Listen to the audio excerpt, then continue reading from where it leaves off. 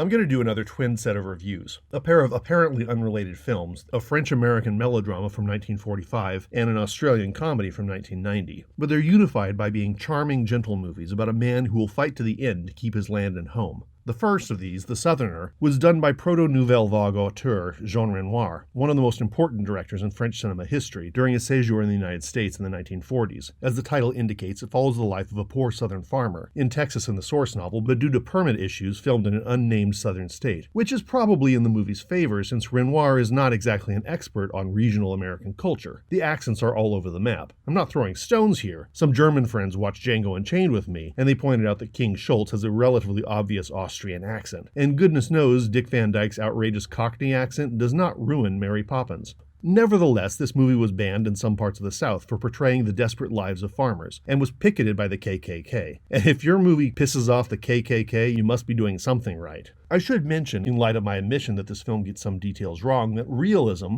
doesn't mean real or realistic. It's a style that focuses on details to paint a picture of what the creator sees as reality. Lena Riefenstahl's Triumph of the Will, for example, is a realist masterpiece, despite the film propping up a worldview that I find both false and thoroughly repulsive. What sold me on this film was its unflagging sweet humanity in the face of harsh circumstances. The hero, a white cotton picker, There wasn't no brothers in it? I don't know whether to say thank you or punch you in your mouth, man.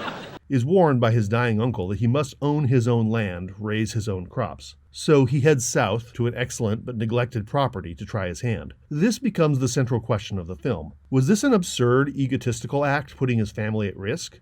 Or just a brave push for independence?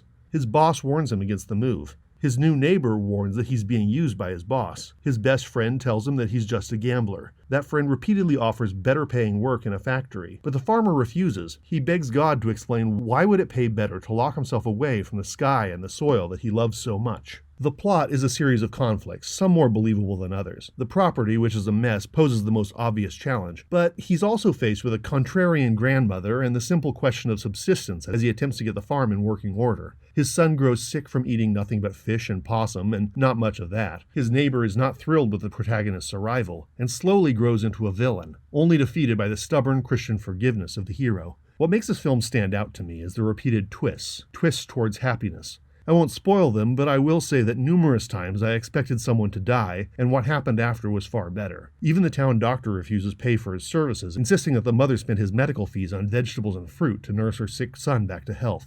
The villain explains why he behaves so evilly. He lost his wife and son to poverty, and he can't let another man prosper without experiencing that same heartbreak. Is it on the nose? Yeah, sure. But it's nice to have a film that celebrates the tiny victories in life when facing massive challenges, and never negates the severity of those challenges. Also, and this is a spoiler, so stop the video if you want to experience this movie cold, it's heartwarming to see a movie where a man's neighbor begrudges him water and milk for his ailing family, has the garden that would save a man's son's life sabotaged intentionally, nearly kills the man in a fist versus knife fight, and then gets a gun to assassinate the farmer in cold blood. But then the farmer turns around and not only forgives the murderous neighbor, but gives him a massive fish that they've both been pursuing for years, and the unearned bragging rights to say that he caught it himself. The Southerner pushes the limits of forgiveness almost as far as they can go. I love that. So yeah, this forgotten little movie by a master director has a lot going for it. If you're feeling down and you want to see people be kind to each other for 90 minutes, this is a nice place to start.